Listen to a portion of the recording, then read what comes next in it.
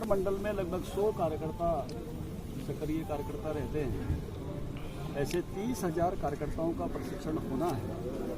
ऐसे ही एक मंडल के प्रशिक्षण शिविर में शामिल होने के लिए आज मैं यहाँ यमुनानगर आया हूँ और उसी में मैंने बातचीत रखी है और ख़ास करके किसानों के मुद्दे पर ही रखी है कि जो भी इन तीनों कानूनों के संदर्भ में केंद्र सरकार के सामने जो मुद्दे रखे थे, सभी एक एक करके मुद्दे का जवाब केंद्र सरकार ने दे दिया है और किसानों की जितनी भी शंकाएं थी सब दूर की हैं और आगे भी केंद्र सरकार बातचीत के लिए खुली है। तो अब कोई एजेंडा तो नहीं बचा है कि केंद्र सरकार ने हर बात को जो उठाई गई थी, चाहे एमएसपी पर लिखित आश्वासन देने की बात हो, चाहे एसडीएम कोर्ट के साथ सिविल कोर्ट में जाने की बात हो, चाहे राज्य सरकारों को ये कहना था कि हमारी मंडियों पर असर पड़ेगा, बाहर मार्केट फीस कम होगी, तो उन्होंने भी कह दिया है कि ये मार्केट फीस राज्य सरकारें अपनी मर्जी से तय कर सकेंगी। चाहे व्यापारियों के रजिस्ट्रेशन की बात हो तो वो भी राज्य सरकार पर छोड़ दिया, वो कर सकेंगी। उनके सभी मुद्दों को एक तरह से एड्रेस किया है और मुझे लगता है कि अब केंद्र सरकार ने फिर से ये सारा विषय किसानों के लिए उसके बावजूद भी ओपन रखा हुआ है और बहुत संजीदगी से सारी बात की है। तो मुझे लगता नहीं कि अब इन मुद्दों में जो बात रखी गई थी कोई विषय उस पर बचा है। सर ऐसा क्या है बिल में जो आप समझा नहीं पा रहे हैं, आज प्रशिक्षण दे रहे हैं? देखिए, बहुत बारीकी के साथ इस विषय पर पहले भी हरियाणा के किसानों को तो ये सारा विषय ध्यान में आ गया था और बहुत बड़ी मात्रा में किसान ट्रैक्टर मार्च निकालकर उसमें सहभागी हुए थे। आपके ध्यान में यहाँ भी निकाला था और यहाँ आंदोलन जो है वो केवल और केवल कुछ किसान संगठनों का था जिनकी शंकाएँ थी और उन शंकाओं को भी अब सारी शंकाओं को एक तरह से केंद्र सरकार ने दूर किया है। सर, आप पहले कृषि मंत्री भी रह चुके हैं और खुद भी किसान पुत्र हैं, लेकिन फिर भी किसानों को समझाने में क्यों प्रयास सफल नहीं हो पा रहे? देखिए, जो विषय है उसकी तो क्लैरिटी आप सब मीडिया के सामने भी है। मीडिया ने भी रखा है एक एक बिंदु और वो बिंदु सारे के सारे मुझे लगता है कि अब क्लियर हो गए हैं। बिंदु तो उसमें नहीं बचे।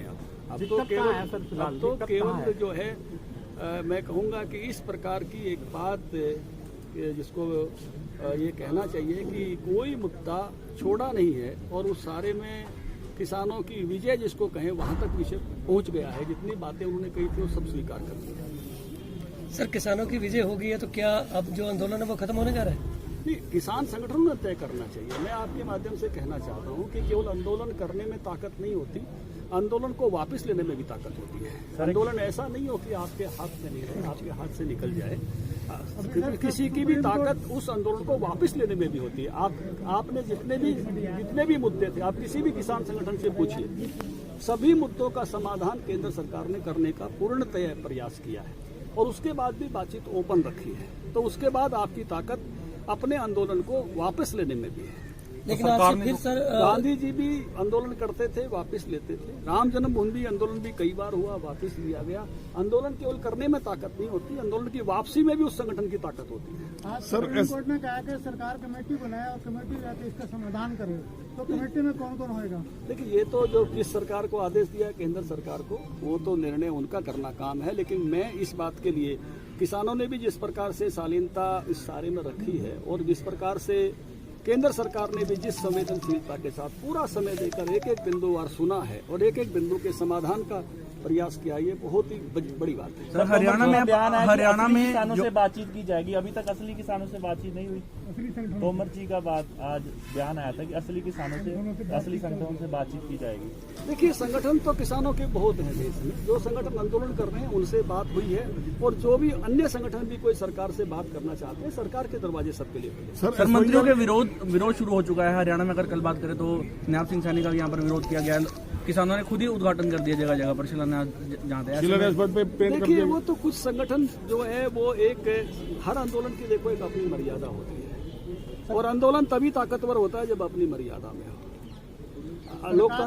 लोकतंत्र की प्रक्रिया मर्यादा की प्रक्रिया है और लोकतंत्र की जो सारे विषय होते हैं वो भी मुद्दों के होते हैं। तो उस नाते से सर क्या किसान सरकार को भूल गए क्यों हैं? मानना पड़ा कि ये तो किसान संगठनों ने तय करना है कि वो किस प्रकार से शालीनता पूर्वक लोकतांत्रिक पद्धति से अपनी बात को रखे हुए हैं, और उसी प्रकार से रखने में किसान संगठनों की ताकत होती है। तो कानून जब सरकार सही कह रही है है सरकार के कि तो किसान संशोधन कहीं पर क्यों भी करना जाके पड़ा? अपना जो फसल बेच सकता है। दूसरी तरफ मध्य प्रदेश के मुख्यमंत्री कह रहे हैं अगर यहाँ पर कोई भी आएगा तो उसके खिलाफ मुकदमा दर्ज किया जाएगा। देखिए, दो बातें हैं।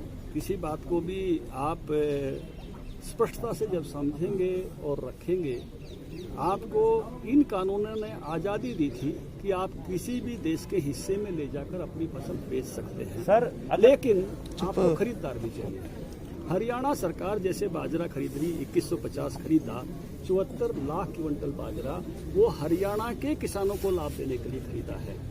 जो तथाकथित किसान हितैषी होने का ढोंग करते हैं, उस राजस्थान ने राजस्थान के किसानों का बाजरा नहीं खरीदा।